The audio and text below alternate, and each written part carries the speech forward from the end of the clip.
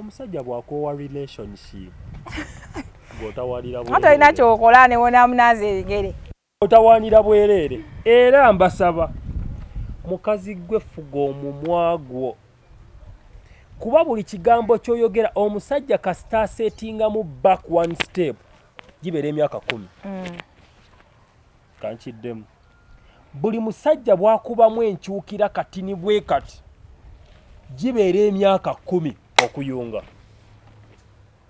kyova olaba mwe bakazi mmwe bwe babamenya emitima oba bwe babayiwa mubeera waawo ne mukaaba iye ne mukikola bitya iye bwe mutambula mugenda obulamu ne you actually easy go and go ne mukita but abasajja bwe babayiwa batambula naye baba tebavuddeeyo gye bali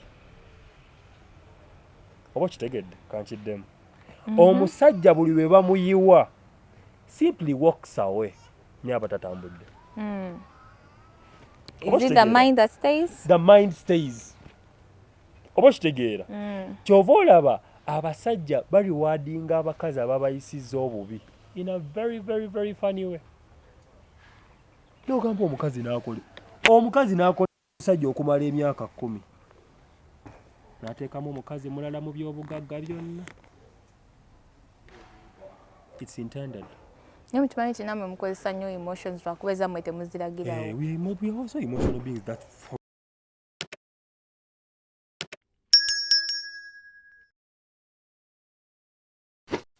Douglas K. Segawa.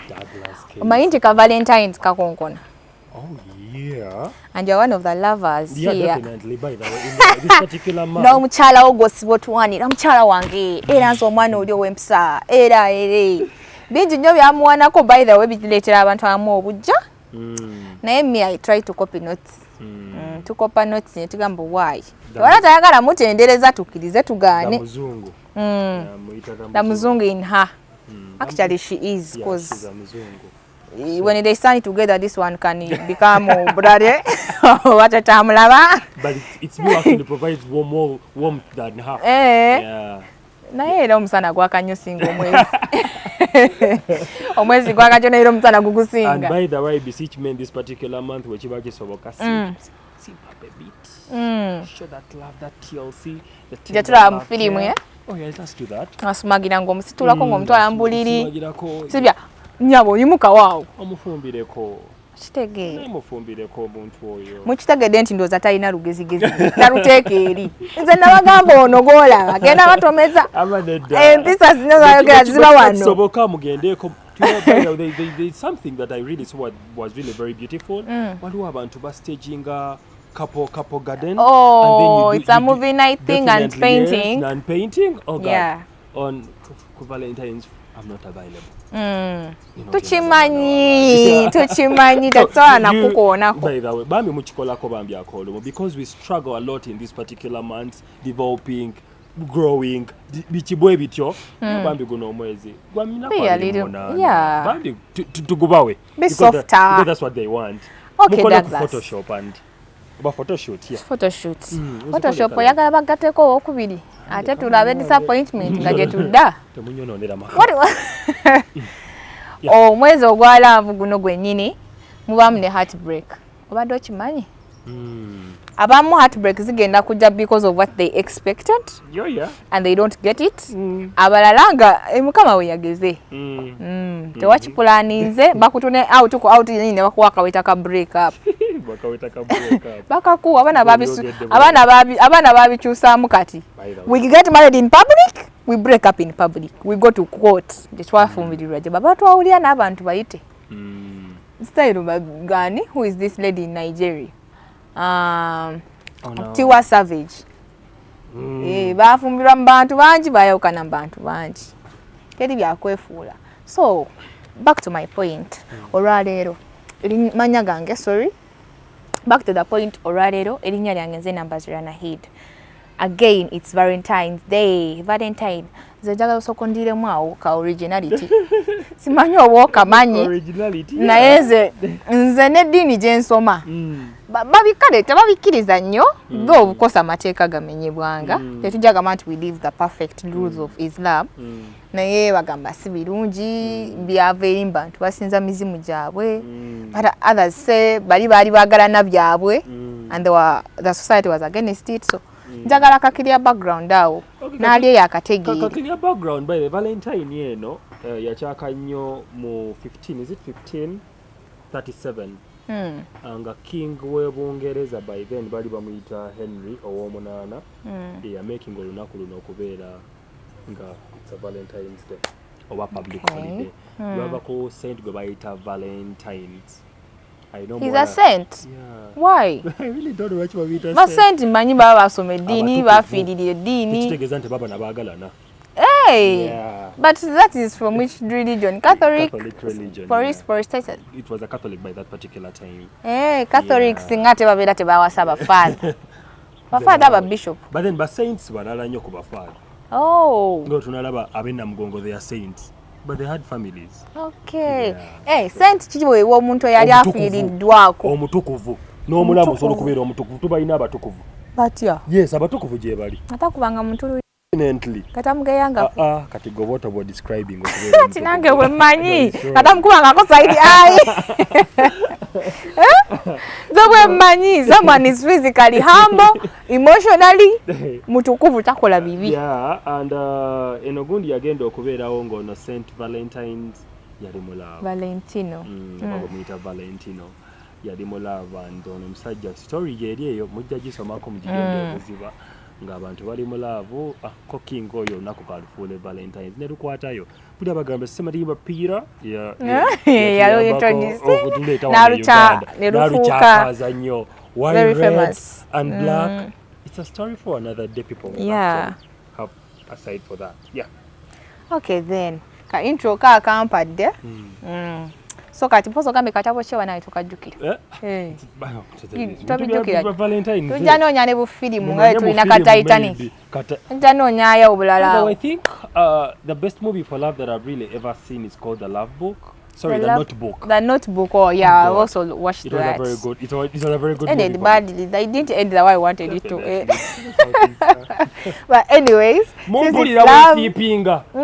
sipping bitya.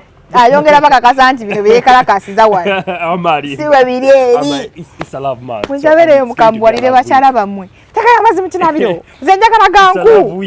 Ngona mugamba baby sit down. I got you. Hey, actually, Mr. Douglas, we are eri abantu. Oh, okay. Abatulaba ku brown skinny vein. Samanya gange ze Douglas K. Segawa. Yeah, and wano nate. Ida okubaweereza. Nyakuluno zijidde mu version ndala. Mulaba enzibirizamu. Love you. I got to avoid munansonyiwa. Never seen him this way. First time for me to do this. For all the years. For all the years I've been actually, ranting, going on a rampage. It's my first time. I'm going to enjoy this particular week because it's going to be a love month. Tingala ka Valentine kamwe kubanga naliyetaza okufuna ku content. Content tujja mpostinga. Njagala kumafunira nganze. Bagambe mulaba. We are going to spend our time together very well. I will cook on that particular day. I'll iron. I'll sing because I'm really a very good singer. This voice is really good at projecting vocals. Bambi mujje mpola kubanga binayinza byogerera wano. Omanyi simwesiga ndi. Those who really know me, that was I'm a very good singer. Okay. That's a talent in me. Wagenda ko mu church. I was a Catholic by then. You know now. Come out. Awo wakati nkutegeera kituufu tolimbye. So I'll sing for my wife and I'll do all good things for her. For the flowers, for her told me that is not really good in flowers, but likes teddy bears. So I'll go buy a good teddy bear for my wife. He's at her service. And anyways, that's what she wants and that's what I'll be doing. Okusinzira ku mwezi gu Douglas, ebintu biba mbingi nakuwaleko da intro. Waliyo bagenda owakawetako okumufumbirwa wasta. Waliyo bagenda okugamba twawukanere ekwolwo. N'obutagamba n'omusanga na mulala. Oh yeah. It's another way of speaking. It's a physical one. Timkwano bikomye leero sigayagala. There are those who are going to be abantu basubira bingi nnyo. Let's say for example, for instance what you've said. Oh, yeah. They cook for you, they sing for you, they give you this and that. Omulala ne batabimukolera. Other people will find themselves not in position to do that with their partners with different reasons. But it all comes back to disappointment. Oh, yeah. Disappointment. You are going to get depressed. Bagenda oko after awo bagenda okogera ku love bafere ba love awo nanenga. Wagana buganyi bila ba yali abikulaga. Okay. Bambi njagala mutuwulirize bulungi. Yeah. Ngenda kukozesa lupapula luno. Ku disappointment ne heartbreak. Okay. Eyo gye muyita heartbreak tebangako heartbreak. It's just it's just associated with the heartbreak. It's called the broken heart syndrome. Can't you demo? The BHS. See heartbreak. The broken heart syndrome. Nao batutera mu kahati. Yes, tujja omanyi lwaki kahati so that's tukategeera. Okay. Kuba abantu abasinga balowooza akumenya omutima abatagukutte n'aguyuza nga bwe mukiyita. Kibo kitobo kibeera. An experience wejja nga ba oli mu broken heart syndrome. It traumatizes, it becomes a bit traumatic. Ne causing a nervous system yeno to excrete some chemicals for layman's language to understand. Chemicals zino zifuluma ze bayita adrenaline. Adrenaline eno ye chemical eba excreted nga oli disappointed ng'onyiize noba ne stress. Daga soko simbe wakati. Pashto yidaga lya siribu kuba bagadde. Waliwo bagaddewo kojja kimbo yatugambye bulijjo ne mukola kopi nze gobuliko nasoma arts I did literature divinity and geography so naye buliro sota embozi yono kyale mu dopamine simanya secret I wanted to do sciences naye obudde nali siina ate nga fees zaali kizibu so fees awo mpettegana naye obudani yali akugoba olaba gy'oli actually back to the point obadde okyanyonyola so buli bwofuna traumatic event eno ubo omuntu n'akuyiwa nga bwe twakkiriziganya tebeera heartbreak ebeera broken heart syndrome. Hey, yagala okwefaanaanyirizaako nga heartbreak oba heart attack. Okay. Oba kitegeera traumatic event eno ekozinga nervous system yo okutriggeringa obwongo oba kitegeera nervous system yo bagikozi nervous system ye ne triggering obwongo katoko nindemu katini ekigambo disorder wekikozesa tulowooza muntu aba mulalulalu aka disorder kikwano teba disorder so katugirinde kugenda kirabe eyo wansi eyo eno just syndrome. Okay. Era bw'ogenda okulaba nti nervous system yo bw'ekyankalanye etriggering obwongo buno bwe triggering obwongo secretinga kye bayita adrenaline. Ne chemical endala awo njeerabidde and it's normal. It is human. Yeah, it's human. Era ogenda okulaba nga adrenaline eyo ku muntu alina stress yebeesinga obungi love hormone gye bayita dopamine obadde muyita dopamine ne extrocin ziba zikendere ziba zifudde ngeno yeefuga ng'olina stress obusungu ebinyiizo maanyi gakuweddemu era omuntu bw'abeera mu state ngenda babulira signs and symptoms z'omuntu ali mu eyo stage. Different characters actually. I'm coming there. For a man it may be different and to a woman it may be different. And even to some types of women baby handling as anjawulo. Era abantu abasinga they mistaken this particular thing about the heartbreak and the broken heart syndrome. It's a bit different. Where is it different from? How? That is the question. Let us look here. Ogenda okulaba nga emotions izo zino ze zikyuse. Bwe zikyuka ze zisalawo n'enkuba y'omutima gwo. Tugamba mba feels mutima gukuba tututu. Wali olabyeyo omuntu gw'oyagala kino munanjulira abali babaddeko milestone they can testify. Oh, butterfly in the stomach. Awo embadde nzira ddala. Wali owuddeko those butterflies in the stomach. N'omulaba n'otandika even to tremble. It means your dopamine levels are very high towards that person. you get and you feel like ye muntu asobola obimalya byonna ne bwotolya we era kino nkyogerera wano omuntu yenna ng'ali mu laavu nga dopamine ne extrasin ziri waggulu n'appetite ye ebeerako wansi nti ne bw'atalya ng'ekimumalira muntu ono gw'ayagadde nti ne bw'abeera kitegeeza tebatulimba mbu ne weesiirya mmere definitely it's okay ojjukira bujukizi that we have to eat naye ng'ono owulira asatisfying that particular feeling batugamba emitima gye gikoma okukubagana n'olubuto n'ebizibu bye mugenda osanga obumanya kizibu kize because ogenda okulaba love rotates about hormones in most cases it does it rotates about hormones because we say I have feelings for you feelings are hormones era omuntu bw'akumenya omutima oba bw'omuyita okumenya omutima naye bw'ogenda mu stage gye bayita the broken heart syndrome. There's no sign wammanga sabula one you feel the chest pain omutima owuliranga gwe banyiga owuliranga gwe okay kati gokyogedde nga bwe mbadde njagala kijja oba owuliranga gwe banyiga owuliranga ofa omuntu ne waba akuyiyo owuliranga ofa ne pesi y'okusa ekyuka n'owuliranga shortness in breath ekyo kyennyini omukoba oba I'm an expert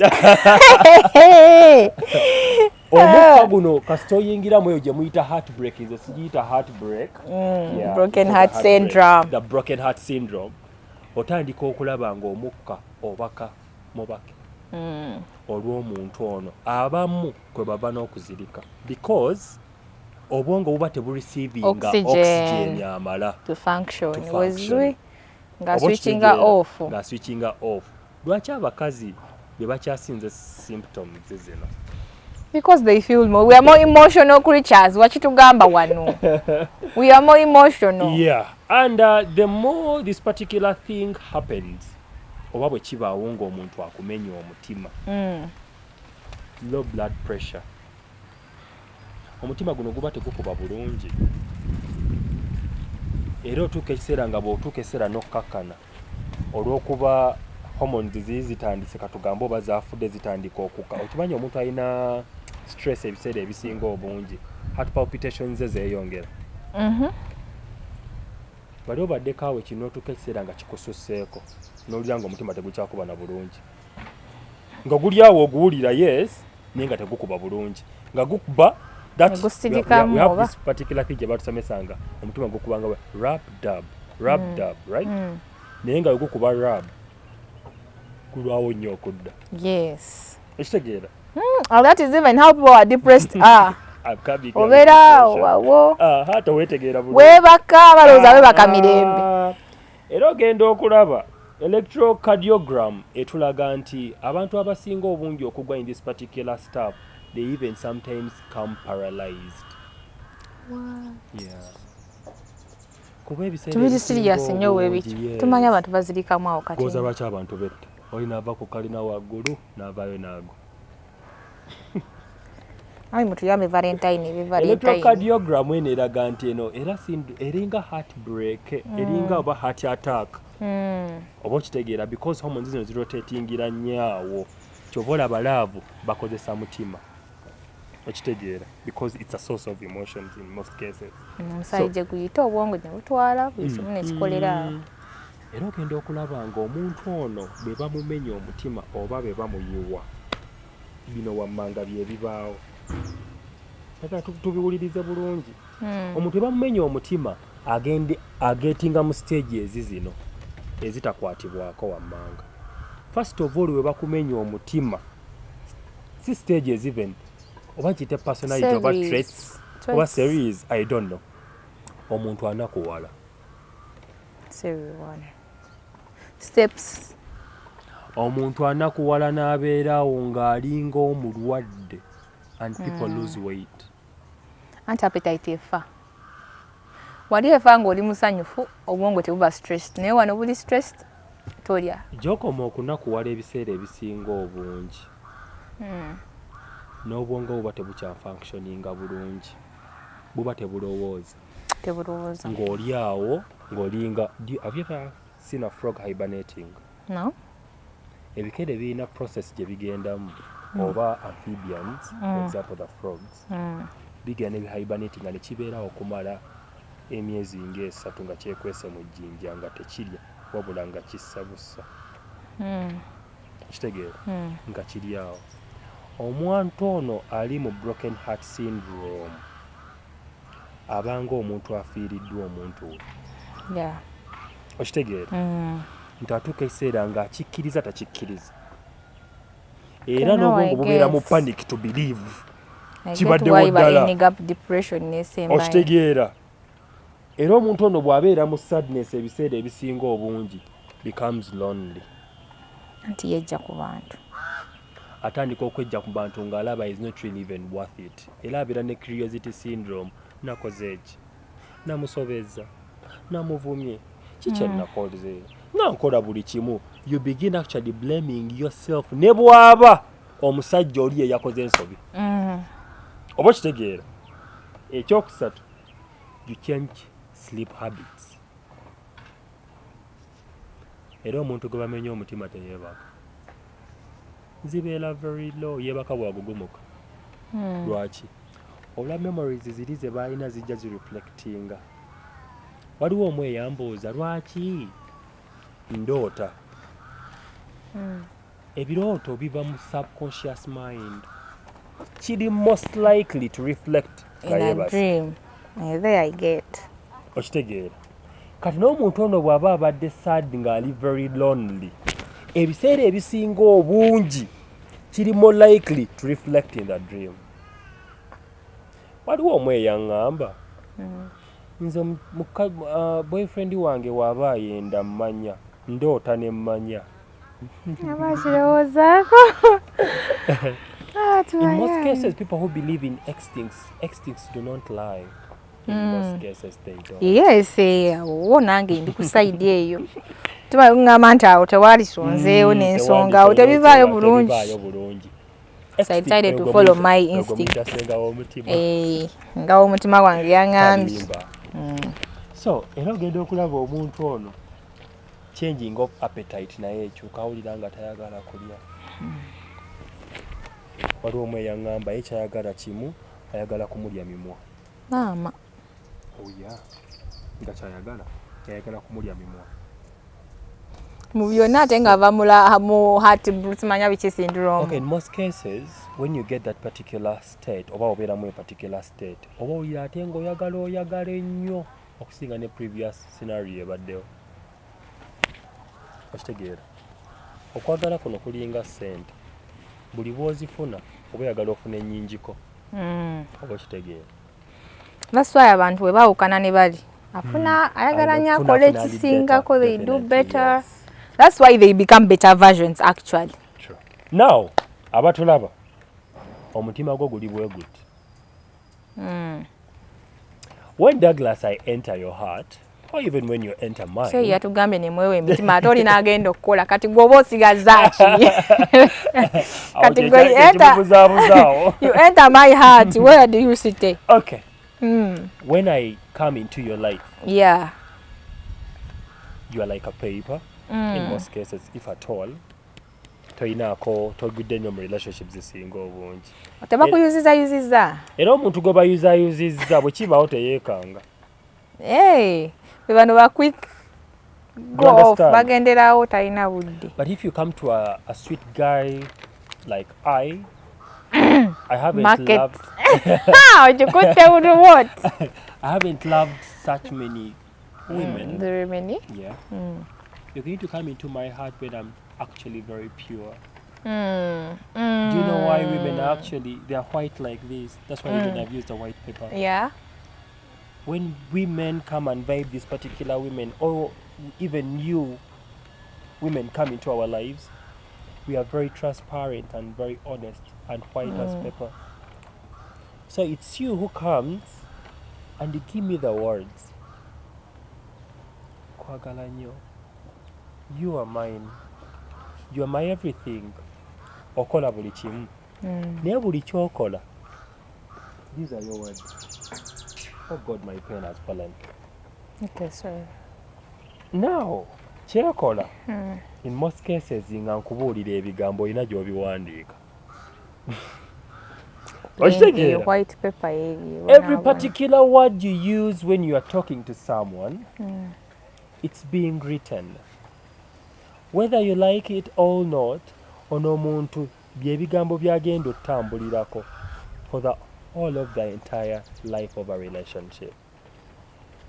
Kati ozo bingambye mbikiriza about the trust in you. But because of some particular circumstances, things do happen.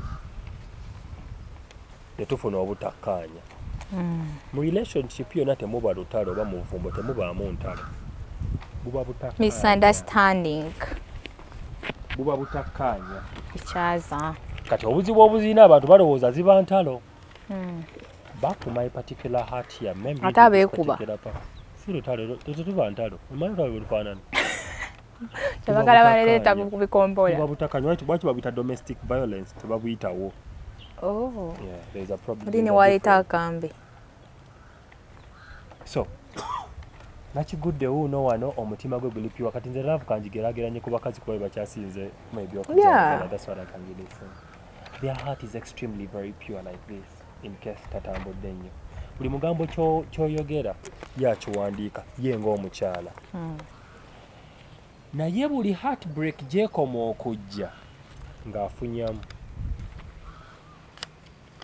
Omutima guno nga gutandika ofunda katuguyita omutima oba obwongo kati buno buba bwongo na mayi teguba mutima tobola basheke yabagamba omutima simanya biki n'ogulekera oli tegwe n'ogenda n'okola. It's about the mind ngetandika okukyuka.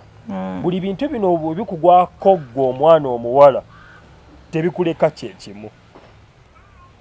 By the way, obadde okimanyi buli bw'obeera mu siteeki eno totuuka na ku ntikko. Badde sikimanyi. Buli bwesigwa bwe bukoma okubeera nga buli sheke n'oba omukazi ku ntikko tatuuka. Era eddagala abasajja oba abakazi bunya lya bwereere. Tereza emotions zo. Walaayi buli bw'obeera n'omusajja ng'oli open ku ye, you can reach the climax. You women have no problem. Tewali mboli ayina vaginal dryness eno biki no. I'm telling you just that obwesigwa bwe mulina butono tukkiriziganye obwesigwa mu bantu bukendedde. Kimanyi omuntu ayingira mu relationship ng'obwesigwa tabulina. Trusting atagirina. No come then how are you going to move the journey that you're not trusting the particular person that you are with?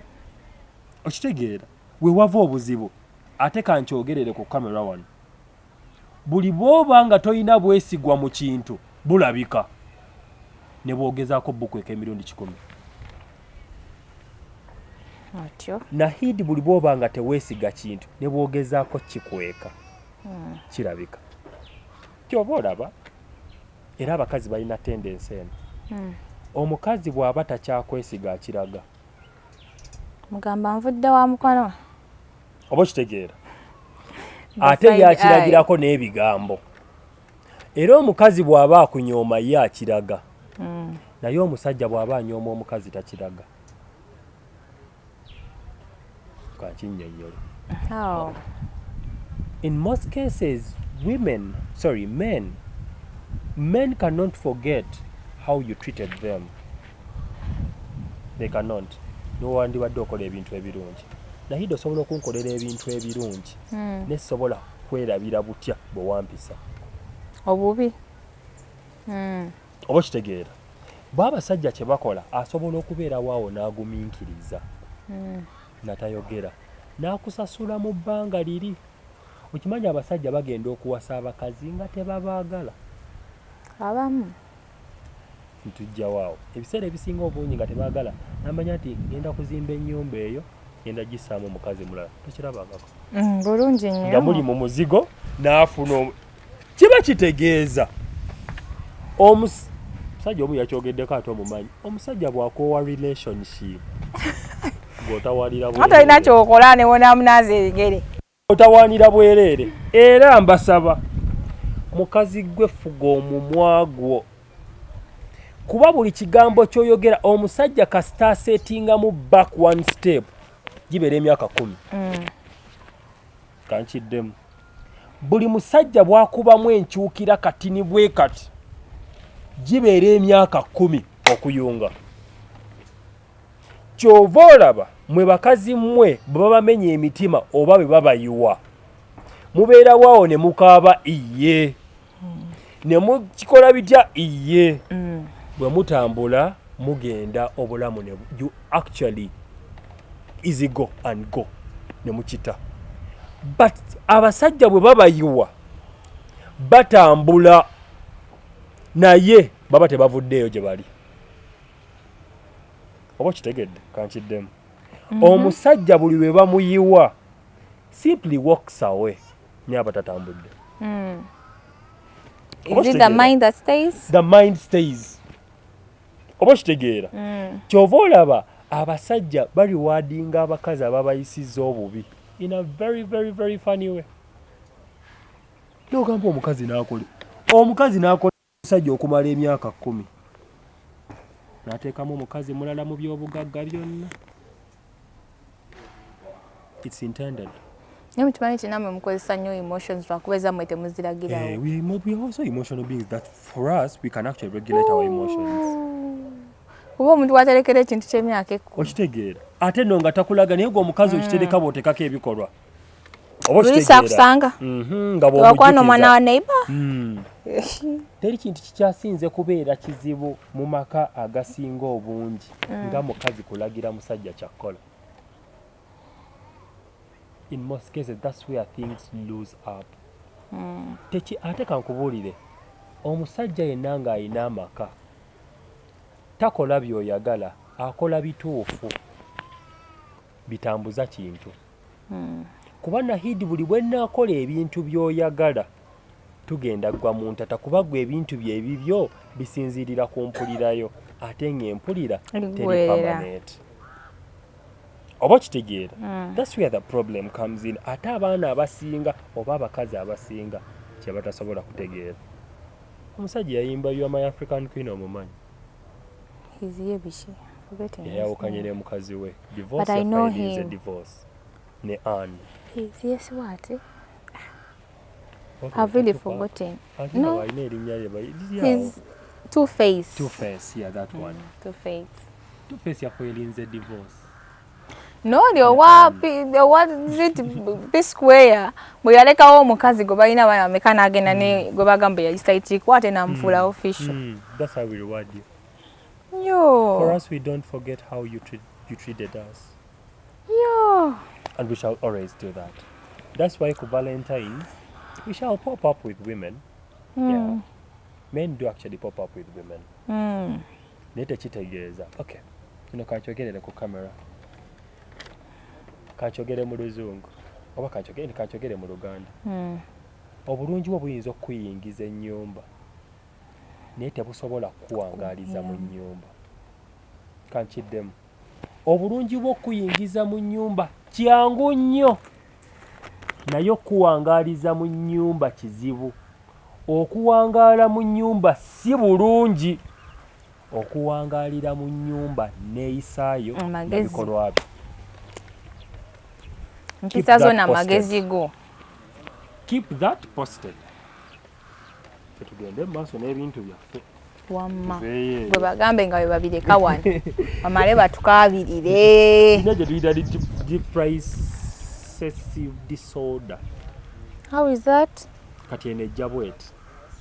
Ti omuntu bw'oba ali mu heartbreak bye bino byawulira. Empulira ya njawulo nnyo ku bye mulaba mmwe abantu. Oba kitegeera. Omuntu ono atandika okufiiringa empty. Muwala gwo buli bwe baakumenya omutima you felt that vacuum or that void within you. Ng'olaba omuntu abadde abugiriza empulirayo takyaliwo. Nahidi buli bw'oluuzinga omuntu ono tosigala kyekimu. Lwaki tosigala kyekimu? Abaddewo nga creating empulirayo okubeera ennungi. You try to make you happy. You try to agezaako nnyo okumakinga happy. Ekyokubiri obuzibu bwe buva ng'oguddemu eno particular stuff oba gye muyita heartbreak. You lose hope. kimanyi abasinga obungi bali awo bakaaba olukaaba abasajja bonna babi nze nakoowa saakuddayo saagala kumanya abasajja you lose hope n'otuuka ekiseera nga tokyayagala nakulaba ku kitonde kiyitibwa kisajja nga naawe omusajja ekitonde ekikazi otunuulira kitunuulira ate ng'otunuulira ekikedeka kati mu kuluzinga hope wano abatuufu mwe bajjira bamwebagobere nakoowa oba kitegeera bwe wali obuzibu bwe bajjira mwobagobera ate bw'owona abafune bajja n'ogamba bannaayi neera n'otomera nno tugamba maybe you're unlucky you get era ogenda okulaba omuntu ono yaluzinga hope abeera ne ongoing sadness ez'amaanyi nga ne bwawulira akayimba ke beeweereza n'omuntu oyo anyiiga bunyiizi awulira ennaku nga buli bwawulira oluyimba lwe beeweereza n'omwagalwa we we baalina era mwegendereze nnyo mu abaweereza ennyimba it contributes a lot ku obutawooma naye manyi nti newekata wakayimba nti bakaweereza but whenever you listen to a song that talks about the same situations amanaye embwa eyo yammanyiira okitegeera newotakyogera deep in you kibaye ye ate oba weeraliikirira buli kimu buli ajja yalumwa ku musota newe alaba omuguwa yeekanga oba okitegeera and in most cases oba oluddewo nnyo okuwona ebintu ebyo bitandika okwokaringakuya oba olwawo nnyo okuwona oba teweewadde mbukadde mukko kakuwona kuba bulijjo onookoma okubuukira relationships ebiseera ebisinga omuntu bwagwa mu love especially abakazi aba tayagala kubeerawo nga tayagalwa. By the way, let me tell you something. Because it comes with a lot. When love hits in, it's like a drug. It's like addiction. It's like cocaine. Era ogenda okulaba ng'omuntu ono becomes addicted, wants to feel validated and loved so much. Era agamba ono bw'agenda kyobola abantu abasinga balinawo be bayita backup oba sure. Awo sure we ziva. Era wegerezanga nnyo ng'omuntu alina substitute. Aba agamba kino bwe kigaana nina wendaga awalala kankyogerere ku kamera. Buli alina substitute oba buli alina sure ng'emulinaanyi relationship gy'olimu tegenda kuwangala era terikola. Because you don't fight that much for it, you don't give in a lot. Definitely. But kino kigaana ngenda kushira. Kino kiri wano wammanga. Konya. Buli wobeera ne plan B, plan A gaana. Because you have it in mind that it might fail. Kiri bwe kiti. Oba amanyi osayo ekintu kyonna bw'okiteekamu amagulu gombi. Okiteekamu amaanyi mangi. Ate olina wakudda. Buli kintu kyonna bw'otandika okijjamu amaanyi era kifa. Ate jjukira Abaganda balina olugero olugamba nti ekinyula ennyana kiva mu kibeere.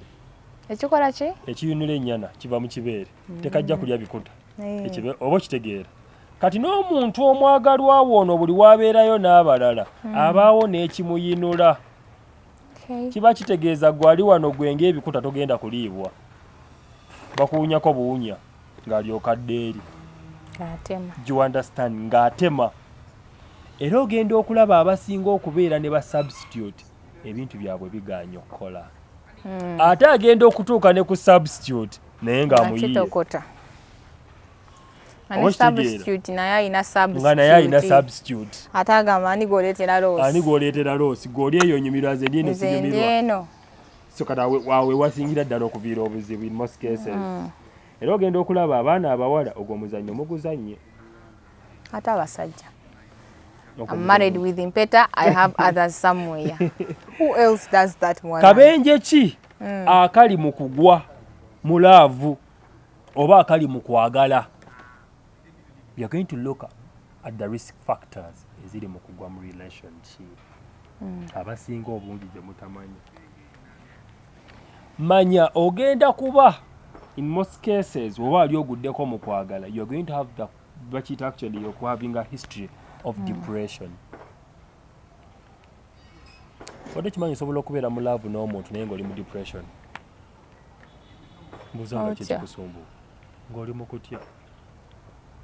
Omanyi omuntu bw'akola ebirungi ennyo byokutiisa. Tandika kyanaga bannaye we buli kyanga taliiwo. N'alya nze siifenze seewa obutwa. Oba kitegeera. Era weegenderezanga nnyo ng'ebirungi bijja nnyo. Emabega waayo wabaayo akasaale. Are you serious? Yes. Kankiddemu. Katonda teyatonda dduniya ono ng'ebirungi birina kujjira kumukumu. Ebirungi birina kujja we bikambagga. Era buli bw'ofuna ekirungi kyonna ku kaserengeto obona silver platter ogenda kifiirwa mangu. Oba gwe price. Shey tugamba buli bw'ofuna ekyobwerere manya gwe muwendo. Gwe muwendo. So ebiseera ebisinga obungi abantu abasinga tebakimanyi. Buli muntu bw'ofuna break up ebiseera ebisinga obungi oli likely to misuse drugs. Era abasinga obungi abakazi abali mu kumisuzinga mu drugs oba abali mu bintu by'okunywa enjaga myenge biki zava mu heartbreak syndrome. Lwaki ng'ayagala to occupy pain eri akibuze. Buli bw'onywa drug eno ekujja mu reality ekutwala mu nsi endala mukko. Ogezaako okudduka obulumi. Kyova olaba abantu abo balwawo okuwona.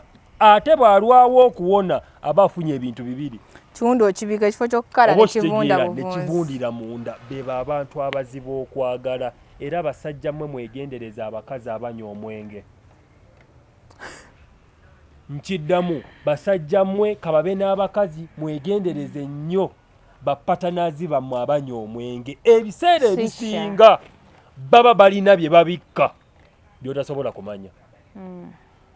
Oba kitegeera baba balina bingi nnyo bye babikka.